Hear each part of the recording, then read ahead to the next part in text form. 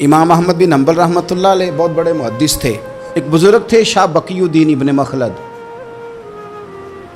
وہ کہتے ہیں مجھے پتہ چلا کہ اس دور میں نبی کریم علیہ السلام کی حدیث جو سب سے بہترین پڑھاتے ہیں وہ امام احمد بن حنبل ہیں. ان کو حضور کی حدیث سے جو خاص شغف ہے وہ کسی اور کو نہیں. کہتے ہیں میرے دل میں لو لگ گئی، حالانکہ میں امیر گھرانے سے تھا. میں کشتی میں بیٹھا امام احمد بن حنبل کے پاس آنے کے لیے، رستے میں طوفان آ گیا، کشتی ہچکولے کھانے لگی. کسی طریقے سے ایک جزیرے کے ساتھ جا کے کشتی لگی، ٹوٹ گئی، بکھر گئی. میں جزیرے پہ اتر گیا، اور بھی کئی لوگ تھے. 1 مہینہ وہاں رہنا پڑا. بارشیں ختم ہوئی، موسم ٹھیک ہوا تو ایک کشتی دکھائی دی آتی ہوئی. فرماتے ہیں کہ وہ اس کشتی میں بیٹھا، دوبارہ بغداد کیا. مجھے سفر طے کرتے 2.5 مہینے گزر گئے. وہ جزیرے پہ مہینہ پتے کھا کے بھی گزارا کرنا پڑا. نکلا تھا علم حاصل کرنے.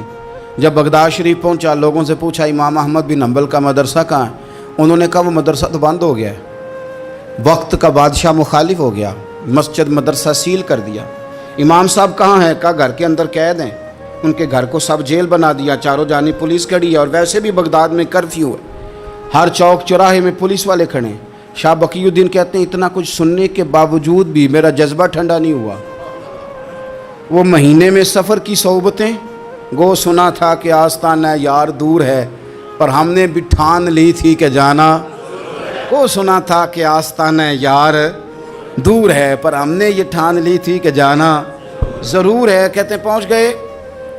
اب پتہ چلا کہ کرفیو ہے، سڑکوں پہ پولیس کھڑی ہے، گلیوں میں چوکوں چوراہوں میں پہرے ہیں. امام صاحب تک تو جا کوئی نہیں سکتا. کہتے ہیں میں نے ایک شخص کی منت کی، میں نے کہا کسی طریقے گاڑی بتا.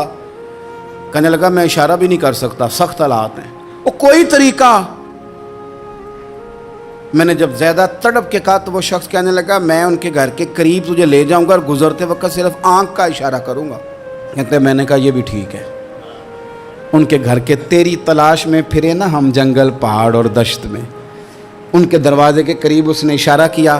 شاہ بقی الدین کہتے ہیں کہ میں گھر دے کے آ گیا واپس.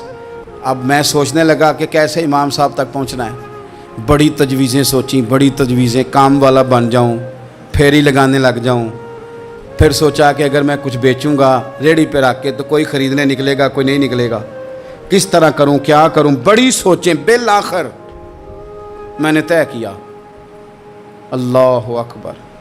میں نے نہ کپڑے پھاڑ لیے، امامہ اتار دیا. فرماتے ہیں کہ ایک پیالہ مٹی کا خرید کے گلے میں رسی سے باندھ لیا، اور امام احمد بن حنبل کی 3 گلیوں پیچھے میں نے دروازہ صدا لگانی شروع کی. فقیر ہوں، اللہ کے نام پہ لینے آیا ہوں. کہتے ہیں 1 دینار مانگتے مانگتے مانگتے مانگتے آزم یار مناؤن دی خاطر اساں کی پیز وٹائے. کہتے ہیں مانگتے مانگتے نا میں امام احمد بن حنبل کے دروازے تک آیا. امیر گھر کا بچہ تھا، بڑے پیسے جیب میں ہوتے تھے. امام کے دروازے پہ صدا لگائی کوئی ہے اللہ کے نام پہ دینے والا؟ کہتے ہیں وہ نور بھرا دروازہ کھلا. ایک گورے مکھڑے والا، سفید داڑھی والا، سونے امامے والا، چمکدار آنکھیں، نورانی شباہت. کہتے امام احمد بن حنبل باہر آئے اور جیسے 1 دینار میرے پیالے میں ڈالنے لگے تو میں نے ہاتھ چوم کے کہا سونیا تیرے قربان جاؤں، میں دینار لینے نہیں آیا، محمد عربی کی حدیثیں سننے آیا ہوں. کہتے امام کی بھی آنکھیں کھل گئیں. کہنے لگے اس حال میں آزم یار مناؤن دی خاطر اساں کی پیس بٹائے. کہ حضور کیا کرتا، یہی ایک طریقہ رہ گیا تھا. میں تو کہاں سے چلا ہوں، کہاں پہنچا ہوں، کیا کروں. امام صاحب فرمانے لگے پھر میں بھی بڑے دنوں سے پریشان تھا، کوئی سیکھنے والا نہیں مل رہا تھا، تو مل گیا. کہنے لگا حضور میں روز آ جاؤں فقیر بن کے، آپ جتنا چاہیں 2 4 5 منٹ میں مجھے حدیثیں سنا دیں، میں اگلے دن یاد کر آیا کروں. کہتے 2 سال لگ گئے. شاگرد کہاں ملیں گے ایسے، کہاں مرید ملیں گے، گزر گیا دور. کہتے ہیں کہ میں نا ہر روز فقیر بن کے جاتا، 3 گلیاں پیچھے مانگنا شروع کرتا، کوئی شک نہ کرے. 2 سال دروازے پہ جاتا، آگے پیالہ کرتا، امام 1 دینار ڈالتے اور مصطفیٰ کی حدیثیں سناتے. کہتے ہیں حالات بدل گئے.